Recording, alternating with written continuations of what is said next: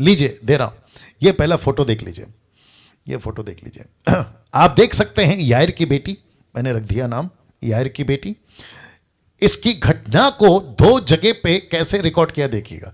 मरकुस का किताब कहता है 5:23 में, उसने ये कहकर बहुत विनती की कि मेरी छोटी बेटी मरने पे तू आकर उस पर हाथ रख कि वो चंगी होकर जीवित रहे।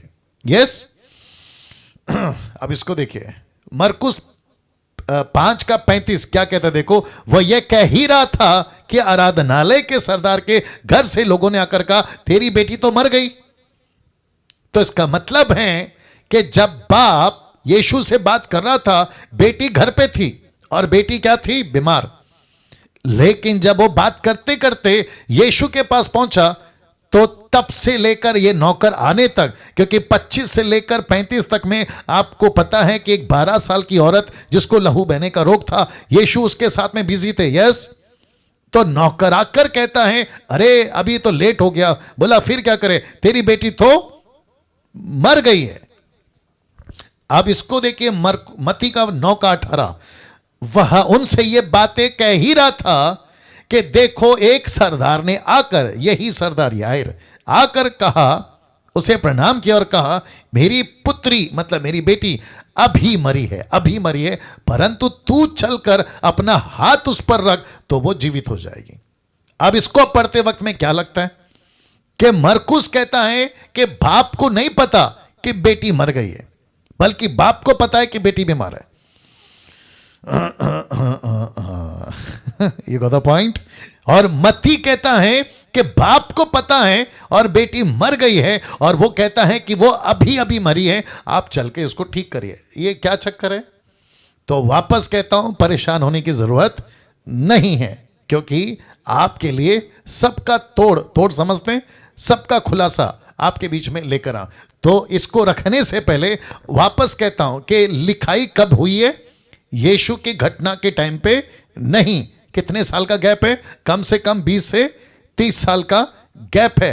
तो ये जो लिखित आपके पास में है घटना जैसे घटी थी, बहुत ध्यान से सुनना, तो वहां पे न्यूज़पेपर वाला नहीं था जो टक टक टक टक लिख रहा था, वहां पे किसी प्रकार की कोई वीडियो नहीं बन रही थी, वहां लाइव टेलीकास्ट, आगे बोल दीजिए ना, कोई नहीं चल रहा था। तो जो घटना घटी थी उसको प्रत्यक्ष रूप में, विजिबल रूप में किसी ने रिकॉर्ड नहीं किया। लेकिन जिसने मरकुस को कहा, तो मरकुस को किसने कहा? मैंने कल बताया, पतरस ने, क्योंकि पतरस यीशु के साथ था और पतरस यायर की बेटी को जिंदा करते वक्त में भी था। तो पतरस कह रहा था और वो लिख रहा था, लेकिन मत्ती के वाले ने क्या करा? बोला ओके तो मैं रख रहा हूं। हो सकता है कि मत्ती ने पूरा घटना का खुलासा नहीं किया जैसे मरकुस ने किया। मत्ती ने बी पार्ट ही लिखा। बी पार्ट समझते हैं? बी पार्ट का मतलब आपके बीच में रख रहा हूं। जैसे मरकुस में आपने पढ़ा था ना कि 35 में कहता है नौकर आके कहता है अरे आपकी बेटी तो मर गई। तो फिर मत्ती वाला क्या कहता है? वो आकर क्या कहता है यीशु को? अभी मरी है। क्या मरी है? अभी मरी है। आपको कैसे पता चला? 35 में नौकर ने आकर कहा। लेकिन उसने वो हिस्सा नहीं लिखा जहां ऊपर घटना घटी है, जो मरकुस के 5:23 में लिखा है। तो इसको कहते हैं उसने ए पार्ट छोड़ दिया, उसने सिर्फ बी पार्ट कवर किया। तो कॉन्ट्रडिक्ट कहां है? कहीं पे भी नहीं। तो इसका मतलब है कि जब आप बाइबल पढ़ते हैं कहीं पे कुछ तो कहीं पे कुछ, तो आपको देखना है कि पूरी घटना का लिखा है, नहीं लिखा। ए पार्ट लिखा है तो नहीं लिखा, तो बी पार्ट लिखा है तो फिर ए पार्ट को ढूंढना है। ए पार्ट नहीं लिखा तो बी पार्ट को, समझ में आ गया?